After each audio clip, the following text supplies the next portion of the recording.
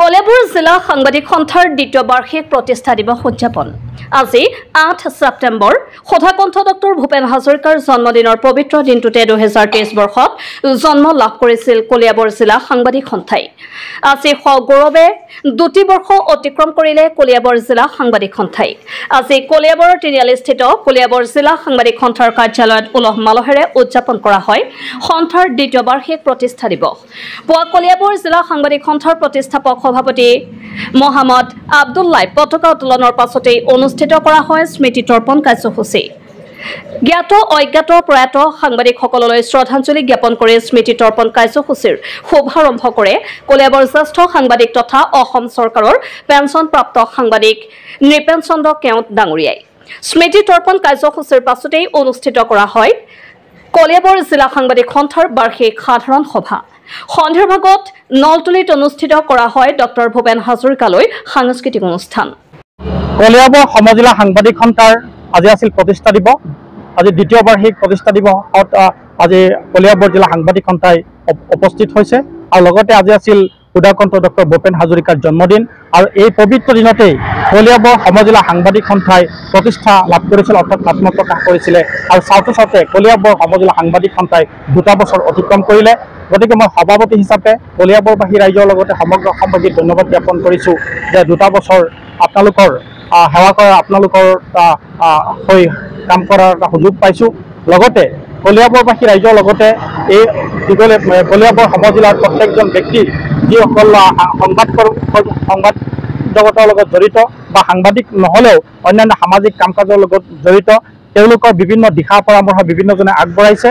গতিকে সকলো কলিয়াবৰৰ জ্যেষ্ঠ সাংবাদিকৰ পৰা কনিষ্ঠ সাংবাদিকলৈ আৰু জ্যেষ্ঠ যিবিলাক সমাজ আছে বা নাগৰিক আছে তেওঁলোককো কলিয়াবৰ সমজিলাৰ সাংবাদিক সন্থাৰ তৰফৰ লগতে মই সভাপতি হিচাপে তেওঁলোকক ধন্যবাদ জ্ঞাপন কৰিছোঁ। তেওঁলোকে বিভিন্ন সময়ত আমাক দিহা পৰামৰ্শ দিছে যে কেনেকৈ আমি সাংবাদিক সন্থাখনৰ কাম কাজৰ তাত আগবাঢ়ি যাব লাগিব। গতিকে অনাগত দিনতো কলিয়াবৰৰ জ্যেষ্ঠ মানুহৰ পৰা আৰম্ভ কৰি কলিয়াবৰ জ্যেষ্ঠ সাংবাদিক বিভিন্ন বিভাগত থকা বিভিন্ন মানুহৰ সহায় সহযোগিতা প্ৰতিটো শ্ৰেণীৰ মানুহৰ সহায় সহযোগিতা কামনা কৰিছোঁ যাতে সমগ্ৰ অসমবাসীৰ আগত কলিয়াবৰ বিভিন্ন সমস্যাৰ লগতে কলিয়াবৰীয়া মানুহৰ সুখে দুখে এই সাংবাদিক সন্থাই জড়িত হৈ কাম কাজ কৰিব পাৰে তাৰে কামনা কৰিছোঁ। ধন্যবাদ। কলিয়াবৰ জিলা সাংবাদিক সন্থাৰ আজি দ্বিবাৰ্ষিক প্ৰতিষ্ঠা দিৱস। 2023 বৰ্ষৰ আজিৰ দিনটোতে ভূপেন হাজৰিকাৰ জন্মদিনৰ দিনাখনে আমাৰ কলিয়াবৰ জিলা সাংবাদিক সন্থাৰ জন্ম লাভ কৰিছিলে।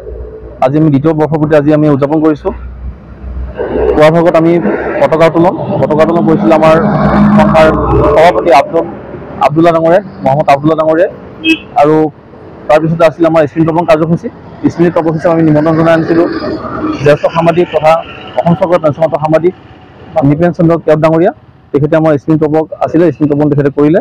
তাৰপিছতে আমাৰ যি বাৰ্ষিক সভা আছিলে সেই সভাখন আজি সুকলমে আজি অনুষ্ঠিত হৈ যায় আৰু সন্ধিয়া ভাগত আজি যিহেতু সদাকণ্ঠ ডক্টৰ ভূপেন হাজৰিকাৰ শতবৰ্ষ উদযাপন কৰিছোঁ আমি তেখেতৰ আজি মহান শিল্পীগৰাকীৰ আজি জন্মদিন।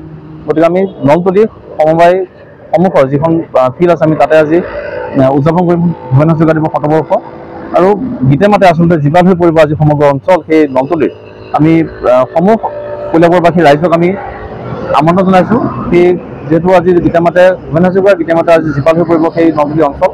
সেই অঞ্চলত আহি পেলাই আমাৰ সেই অনুষ্ঠানত সহভাগী ল'বৰ কাৰণে আমি সমূহ কলিয়াবৰবাসী ৰাইজক আমি আন্তৰিকতাৰে নিমন্ত্ৰণ জনাইছোঁ। হয়, নমস্কাৰ।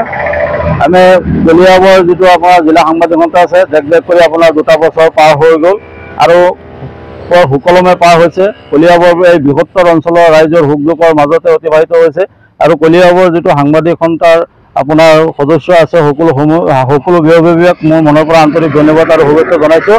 আজি সদাকণ্ঠ ভূপেন হাজৰিকাৰ জন্মদিন এই পবিত্ৰ দিনটোৰ লগত সংগতি ৰাখি বিভিন্ন কাৰ্যসূচীৰে আপোনাৰ কলিয়াবৰ এছ ডি সাংবাদিক সন্থা পালন কৰিছে। ৰাতিপুৱা আপোনাৰ পতাকা উত্তোলন কৰিছে, সদাকণ্ঠক মাল্য অৰ্পণ আৰু সন্ধিয়াৰ সময়তে নলতলি যিটো সাংস্কৃতিক সন্ধিয়া পাতিছে আৰু তাতে কলিয়াবৰবাসী ৰাইজ তথা ৰূপৈহাটৰ ৰাইজক আমি নিমন্ত্ৰণ জনাইছোঁ আপোনালোকে আহিব আৰু আমাৰ যিটো ভূপেন হাজৰিকাৰ যিটো জন্মদিনৰ সংগতি ৰাখি যিটো অনুষ্ঠান পতা হৈছে তাতে অংশীদাৰ হ'ব বুলি আমি আহ্বান জনাইছোঁ।